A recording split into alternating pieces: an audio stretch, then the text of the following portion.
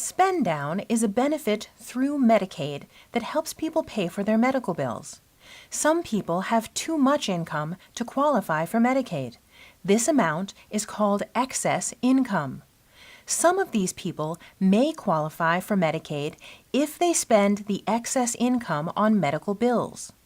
The Department for Community-Based Services, DCBS, determines from your income how much of your medical bills you would be responsible for, and the Medicaid Spend Down will pay the remainder. The individual doesn't have to pay for all their responsibility at the time of application. It is just the amount the client will owe. Spend Down is time limited. It can go back 3 months or go forward 3 months. So it is really important that those time limits be taken seriously. The time limits are based on the date of service and not when the client receives the bill. You may notice that billing can happen slowly, and these individuals might be missing their window for getting medical bills paid. So the application we are about to review is the intent to apply for Medicaid. What is most important about this is that it secures the filing date even before they have the medical bills. The individual who knows they are about to have surgery could complete this application prior to the surgery within that 3-month window. Or, if they just got out of the hospital but haven't gotten their bills yet, they can complete this application. It is important to get this application submitted in order to secure the filing date. Otherwise, once you are outside the Spend Down window, you will not be able to get Spend Down assistance with the medical bills. So let's go over the application. We have already checked the option that a telephone interview is requested. If the individual needs interpretation services for the interview, you need to mark yes, and then list what language is needed. The next 8 bullets contain important information for all applicants that you can read on your own. Part 1. Right to apply. In this section, we have already marked Medicaid because Spend Down is a Medicaid program. On this part of the application, you would complete the client's name, address, county, telephone number, whether it is the client's telephone number or a nearby telephone, and their mailing address if it is different from their home address. Part 2. Representative. If the client would like someone to be interviewed in their absence, you need to list the name and address of that person. DCBS will send the client a form for them to complete to authorize a representative to apply for them. Part 3. Household member information. On this part of the application, there is an applicant section and a non-applicant section. Typically, with Spend Down, one person is the applicant unless for some reason the 2 spouses have had coinciding medical bills. You will list the client's name, social security number, relationship to themselves, birth date, and sex in the application section. If there is anyone else in the household who does not need to apply for Spend Down, you would put their name, social security number, relationship to the applicant, birth date, and sex in the non-applicant section.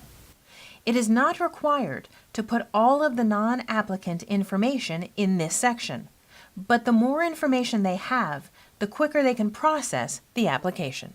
Part 4. Rights, responsibilities, and signature.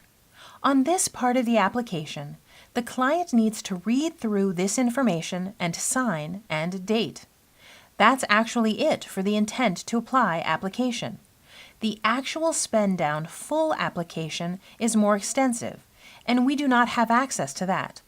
It is important to get this short, easy-to-complete form into the DCBS office so that the filing date can be secured. As I mentioned earlier, the timeliness is of the essence with this benefit. The rest of page 4 outlines how to file a complaint of discrimination with the Department of Health and Human Services. The instruction sheet for the Spend Down application looks like this. Fill in the blank with the date you assisted the client. Remind the client that it is their responsibility to review and complete the application. Flag the application if you are not with the client or if they need to complete something on their own after they go home. Put the name of the county, the DCBS address, phone number, and fax of where to send the application. Here is a list of supporting documents that need to be included with the intent to apply application. Please note, in Section E, that if the client does not have their medical bills yet, it shouldn't prevent them from submitting the application. You will notice on the list of documents needed is older outstanding medical bills. While these older bills may not be eligible to be paid for by Spend Down, they can help the individual qualify, so it is important that these be included in the information they submit to the DCBS office.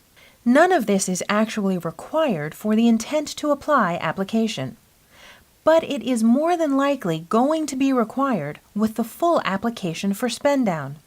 It is really important that while we are helping the client, we relay this information to them to go ahead and submit information while we are able to provide them that kind of support. That way, when they are completing the full application, it's already in there, and they don't have to worry about remembering what they need to turn in or waiting for mail from the DCBS office. We remind the client that the DCBS office has 30 days to process the application. On the back of the instruction sheet is the receipt for the DCBS office employee to complete. You can see from the information here, the DCBS employee checks off what the individual submitted and signs it, so the client has a copy for their own records to show what has been submitted. If the DCBS employee refuses to sign the receipt, the client can request the employee to stamp the form. The client should obtain the employee's name and note that information on the receipt. As always, if you have any questions, feel free to contact us. Our number is 1-866-516-3051.